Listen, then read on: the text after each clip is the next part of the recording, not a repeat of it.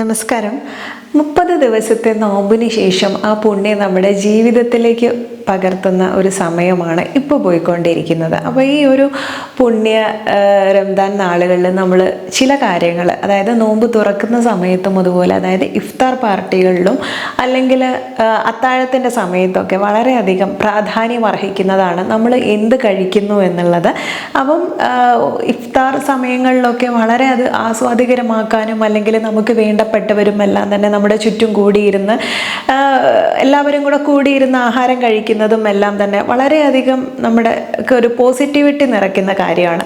അപ്പോൾ ഈ ഒരു കാര്യത്തിൽ നമുക്ക് കഴിക്കുന്ന കാര്യങ്ങൾ വളരെ ഹെൽത്തി ആയിട്ടുള്ളത്, അല്ലെങ്കിൽ നിങ്ങളുടെ ബോഡിക്ക് ആ നോമ്പ് എടുത്തു കഴിഞ്ഞാൽ ഉണ്ടാവുന്ന ക്ഷീണം അറിയാതിരിക്കാൻ, അതുപോലെ നമ്മുടെ ശരീരത്തിൽ ഉണ്ടാവുന്ന അമിതമായിട്ടുള്ള ഫാറ്റിനെ കളയാനും അല്ലെങ്കിൽ ആരോഗ്യപരമായിട്ട് ബോഡി ഒന്ന് ഡീടോക്സ് ചെയ്യാനൊക്കെ പറ്റുന്നൊരു സമയമാണ്.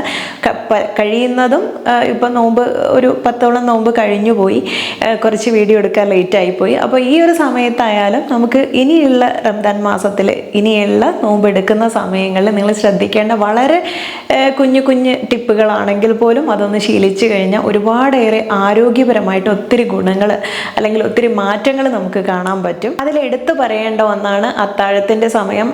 ചിലപ്പം ഉറങ്ങാൻ ലേറ്റ് ആവുന്നതോ അല്ലെങ്കിൽ മറ്റു പല കാരണങ്ങൾ കൊണ്ടോ ക്ഷീണം കൊണ്ടോ ഒക്കെ ചിലരൊക്കെ അത്താഴം കഴിക്കാതെ നോമ്പ് നോൽക്കുന്നത് കാണാറുണ്ട്. പലപ്പോഴും തന്നെ അതൊരു ശരിയായിട്ടുള്ള രീതിയല്ല. അത്താഴം വളരെ അത്യാവശ്യമായിട്ട് നമ്മുടെ ബോഡിക്ക് അന്നത്തെ ഒരു ദിവസത്തെ എനർജി മെയിൻറ്റെയിൻ ചെയ്യാൻ പറ്റുന്ന രീതിയിലുള്ള ഒരു സമീകൃതമായിട്ടുള്ള ആഹാരം കഴിക്കുന്നതാണ് എപ്പോഴും നല്ലത്.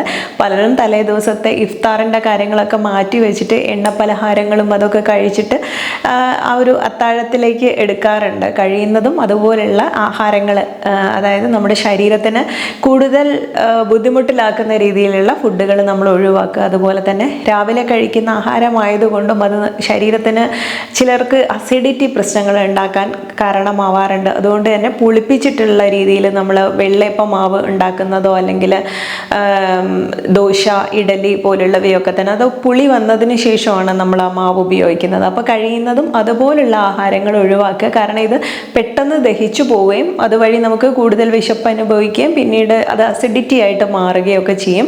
അപ്പോൾ ചില ആരോഗ്യ പ്രശ്നങ്ങളൊക്കെ ഉള്ളവരുടെ കാര്യമാണെങ്കിൽ ഇതിൽ ഒന്നും പെടാത്തതാണ്. നിങ്ങൾ കൺസൾട്ട് ചെയ്യുന്ന ഡോക്ടറിനെ കണ്ട ശേഷം അതൊന്ന് നിർദ്ദേശങ്ങൾ സ്വീകരിച്ചിട്ട് ഇതുപോലെ നോമ്പെടുക്കുന്നതായിരിക്കും എപ്പോഴും നല്ലത്. കാരണം ഷുഗർ ലെവലൊക്കെ വളരെ പീക്ക് സ്റ്റേജിലൊക്കെ എത്തിയിട്ട് വളരെ ബുദ്ധിമുട്ട് അനുഭവിക്കുന്നവരും അല്ലെങ്കിൽ പ്രഗ്നൻ്റ് ആയിട്ടിരിക്കുന്ന അവസ്ഥയിലുള്ളവർക്കും ആവശ്യത്തിനുള്ള ഹൈഡ്രേഷൻ ലഭിക്കാണ്ട് വരുമ്പോഴുണ്ടാവുന്ന ചില യൂറിനറി ഇൻഫെക്ഷൻ പ്രശ്നങ്ങളൊക്കെ ഉണ്ട്. പ്രത്യേകിച്ച് നമ്മുടെ കാലാവസ്ഥ എന്ന് പറയുന്നത് വളരെ ചൂട് നിറഞ്ഞിട്ടുള്ള ഒരു കാലമാണ്. അതുകൊണ്ട് തന്നെ വളരെയധികം ശ്രദ്ധയോടെ വേണം ഇത്തരം ഡയറ്റ് ക്രമീകരിക്കാൻ. അതിൽ അത്താഴത്തിൽ നിങ്ങൾക്ക് ഉൾപ്പെടുത്താൻ പറ്റുന്നത് ഓട്സ് സംബന്ധമായിട്ടുള്ള കാര്യങ്ങൾ, അതുപോലെ തന്നെ കാർബോഹൈഡ്രേറ്റും ഫൈബർ അടങ്ങിയിട്ടുള്ള ആഹാരങ്ങൾ ഉൾപ്പെടുന്നത് എപ്പോഴും നല്ലതാണ്.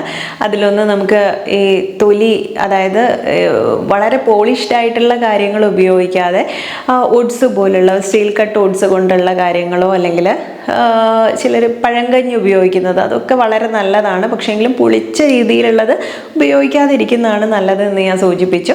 അതുപോലെ തന്നെ തേങ്ങാച്ചോറ് പോലുള്ളവയോ അല്ലെങ്കിൽ സാധാരണ നമ്മുടെ തവിട് കളയാത്ത അരിയിലും ഒക്കെ ഉൾപ്പെടുത്താൻ പറ്റുന്നതാണ് ഇലക്കറികൾ. അല്ലെങ്കിൽ പലപ്പോഴും ഒരു നമ്മുടെയൊക്കെ നാട്ടിലേക്ക് മലപ്പുറം സൈഡിലേക്ക് വളരെ കോമൺ ആയിട്ടുള്ളതാണ് ഇലക്കറികളുടെ താളിപ്പ് എന്ന് പറയും. അല്പം കഞ്ഞിവെള്ളമൊക്കെ ഒഴിച്ചിട്ട്. എനിക്ക് തോന്നുന്നു അത്തരം മലപ്പുറംകാരുണ്ടെങ്കിൽ ഒന്ന് താഴെ കമൻറ്റ് ചെയ്യണേ നിങ്ങൾ അങ്ങനെ ചെയ്യുന്നുണ്ടെങ്കിൽ. അത് പല സ്ഥലങ്ങളിലേക്ക് ഉണ്ടാവും, പക്ഷേ ഈ താളിപ്പ് ഒക്കെ ഉപയോഗിക്കുന്നത് വളരെ ഹെൽത്തി ആയിട്ടുള്ളതാണ്. അതുപോലെ തന്നെ നമ്മുടെ വയറിനെ ഒന്ന് ക്ലെൻസ് ചെയ്യാനൊക്കെ ചെറിയ ഉള്ളി കൂടുതലായിട്ട് ഉൾപ്പെടുത്തുന്നത്, അത് ഒരുപാട് നെയ്യിലൊന്നും വറക്കാണ്ട് ചെറുതായിട്ട് ഉള്ളിച്ചോറ് പോലുള്ളവയോ ഉലുവ ചോറ് ഇതുപോലുള്ള ഒരുപാട് കാര്യങ്ങളുണ്ട്. അപ്പോൾ അത്തരം ഓപ്ഷൻസ് ഒക്കെ നിങ്ങൾക്ക് വളരെ നല്ലതായിരിക്കും. അതുപോലെ തേങ്ങാപ്പാൽ, പാല് ഒക്കെ ഉപയോഗിച്ചിട്ടുള്ള ഡിഷസ് ഇതൊക്കെ നിങ്ങൾക്ക് ഉപയോഗിക്കാം. അതുപോലെ പ്രോട്ടീൻ അടങ്ങിയിട്ടുള്ള ആഹാരങ്ങൾ അതിൽ എല്ലാം വരും. നോൺ വെജ് ഐറ്റംസും ഏതായാലും നിങ്ങൾ ഫ്രൈ ചെയ്ത് എണ്ണയിൽ വറുത്ത് കോരി ഉപയോഗിക്കുന്നത് ഒഴിവാക്കിയാലും എപ്പോഴും ശരീരത്തിന് ആവശ്യമായിട്ടുള്ള വൈറ്റമിൻസും മിനറൽസും ഒക്കെ ലഭിക്കാൻ ഇതുപോലുള്ള പച്ചക്കറികൾ, പയറുവർഗ്ഗങ്ങൾ അല്ലെങ്കിൽ മാംസം കഴിക്കുന്നവരാണെങ്കിൽ അതിൽ ഇറച്ചി, പാല്, മുട്ട മീൻ, ബീഫ് പോലുള്ള എല്ലാ കാര്യങ്ങളും നിങ്ങൾക്ക് ഉൾപ്പെടുത്താൻ പറ്റും. അതെല്ലാം വേവിച്ച് കഴിക്കാൻ വേണ്ടി ശ്രമിക്കുക. പിന്നെ കഴിവതും അമിതമായിട്ടുള്ള മസാല ഉപയോഗിക്കാതെ കഴിക്കുന്നതാണ് എപ്പോഴും നല്ലത്. പ്രത്യേകിച്ച് നമ്മുടെ വയറിൻ്റെ കണ്ടീഷൻ നമ്മൾ ഒത്തിരി നേരം ഫാസ്റ്റ് ചെയ്തിരുന്ന് കഴിഞ്ഞാൽ പിന്നീട് ഈ സമയത്തൊക്കെ കൂടുതൽ മസാല ചെല്ലുമ്പോൾ അത് പിന്നീട് നെഞ്ചിരിച്ചിൽ, അസിഡിറ്റി പ്രശ്നങ്ങളൊക്കെ ഉണ്ടാക്കാനുള്ള സാധ്യതയുണ്ട്. നമ്മുടെ ശരീരത്തിൽ ഒരു 80% വെള്ളമാണുള്ളത്. അപ്പോൾ അതൊന്ന് മെയിൻറ്റെയിൻ ചെയ്യാൻ നിങ്ങൾ നോമ്പ് തുറന്നു കഴിഞ്ഞ സമയത്തൊക്കെ കഴിയുന്നതും തുടക്കത്തിൽ തന്നെ നമ്മുടെ കാരക്ക കഴിക്കുമ്പോൾ നമുക്കറിയാം എനർജി ലെവലും അല്ലെങ്കിൽ നമ്മുടെ ആ ഒരു മിനറൽസിൻ്റെയും ഒക്കെ തന്നെ ലെവല് ഒന്ന് ബാലൻസ് ചെയ്ത് നിർത്താൻ വേണ്ടി സഹായിക്കുന്നതായതുകൊണ്ട് ആ 2 ഗ്ലാസ് വെള്ളം കുടിച്ചൊക്കെ നോമ്പ് തുറക്കുന്നതാണ് നല്ലത്. ഒറ്റയടിക്കാണ് നമ്മൾ തുറക്കുന്നത് ഇതുപോലുള്ള എണ്ണ പലഹാരങ്ങളും കാര്യങ്ങളൊക്കെ കഴിച്ചിട്ടാണെങ്കിൽ അത് നിങ്ങൾക്ക് ചില ബുദ്ധിമുട്ടുകളൊക്കെ, ഡൈജഷനെയൊക്കെ ബുദ്ധിമുട്ട് വരുത്തും.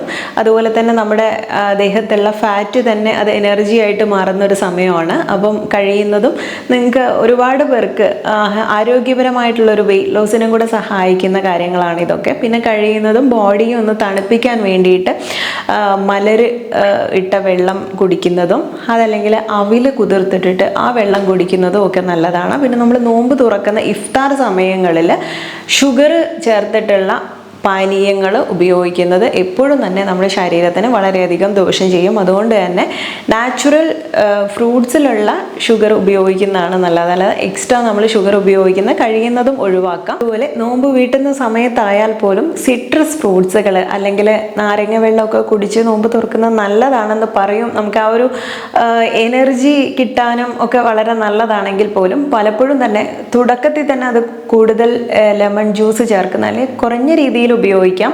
നെഞ്ചിരിച്ചിൽ പ്രശ്നങ്ങളുള്ളവർക്ക് ഇതുപോലെ കൂടുതൽ അളവിൽ ഈ ജ്യൂസ് ചെല്ലുന്നത് ബുദ്ധിമുട്ടുകൾ ഉണ്ടാക്കും. അതുപോലെ തന്നെ ഓറഞ്ച് കാര്യങ്ങളൊക്കെ തന്നെ അല്പം കഴിഞ്ഞിട്ട് ഉപയോഗിച്ചാൽ കുഴപ്പമില്ല. നമ്മൾ തുറക്കുന്ന സമയത്ത് തന്നെ വെള്ളം കുടിക്കുന്നത് തന്നെയാണ് നല്ലത്. അതിന് പകരമായിട്ട് ഇനിയിപ്പം കൂടുതൽ ചൂടുള്ള സമയങ്ങളിൽ ഞാൻ പറഞ്ഞ പോലെ ഷുഗർ ചേർക്കാത്ത ജ്യൂസുകളിലൊക്കെ തന്നെ അല്പം കസ്കസ് കുതിർത്തിടുന്നതോ ചിയാ സീഡ് കുതിർത്തിടുന്നതോ ഒക്കെ തന്നെ വളരെയധികം നമ്മുടെ ശരീരത്തിന് തണുപ്പിക്കാൻ കൂടെ സഹായിക്കുന്ന കാര്യമാണ്. അതുപോലെ പുഴുങ്ങിയ പഴം കഴിക്കുന്നത് അത്താഴത്തിൻ്റെ സമയത്തൊക്കെ വളരെ നല്ലതാണ്.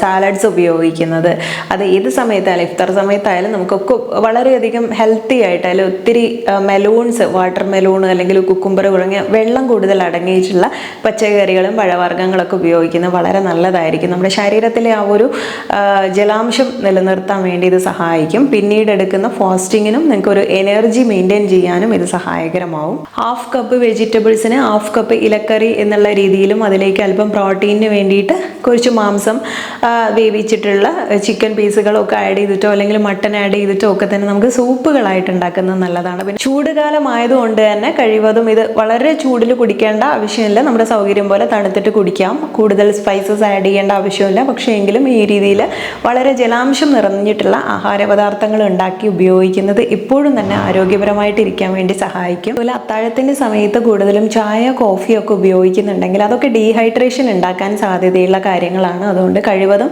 അതൊക്കെ ഒഴിവാക്കിയിട്ട് നമുക്ക് ജീരകക്കഞ്ഞി പോലുള്ളവയോ കഞ്ഞി രൂപത്തിൽ, പോറിഡ്ജ് രൂപത്തിൽ ഇങ്ങനെ നമുക്ക് ഇഷ്ടമുള്ള രീതിയിൽ കുറച്ച് ഹെൽത്തി ആയിട്ടുള്ളത് കഴിക്കാൻ വേണ്ടി വേണം. അത്താഴത്തിൻ്റെ കാര്യം പ്രത്യേകം ശ്രദ്ധിക്കുക. കാരണം ഇങ്ങനെ ചെയ്തു കഴിഞ്ഞാൽ നമുക്ക് ആ ഒരു ആരോഗ്യസ്ഥിതി വളരെ നല്ല രീതിയിൽ കൊണ്ടുപോകാൻ സാധിക്കും എന്ന് മാത്രമല്ല നമുക്ക് ഒരുപാടേറെ നമുക്ക് ആ ഒരു ക്ഷീണം അറിയാതിരിക്കാനും ഒക്കെ തന്നെ വളരെ ഹെൽപ്ഫുൾ ആയിട്ടുള്ള കാര്യങ്ങളാണ്.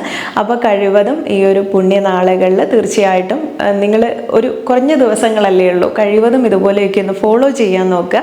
കാരണം എണ്ണക്കടികൾക്കും മധുര പലഹാരങ്ങൾക്കും ഒക്കെ സ്ഥാനം മുൻപന്തിയിൽ കൊടുക്കാതിരിക്കുന്നതാണ് എപ്പോഴും നല്ലത്.